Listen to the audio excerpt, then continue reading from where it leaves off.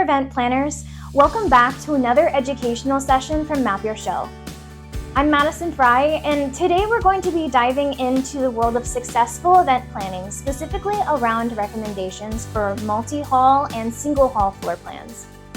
Organizing a trade show, conference, or other industry event requires the perfect blend of creativity and strategic planning. For multi-hall shows, creating designated lounges and networking areas would be essential. Attendees need space to rest and connect during the busy event. Plus, themed areas will also add another layer of excitement. Now, for single-hall shows, it's all about maximizing the space that you have and creating a curated experience. An open concept fosters an inviting atmosphere, while themed areas add variety and keep your audience engaged. Let's not forget to mention, the right event management technology will help to streamline your planning process and enhance your overall audience's experience. Whether you're organizing a show that's big or small, a well-crafted trade show floor plan is the stage for success. Thanks so much for tuning in. We'll see you next time.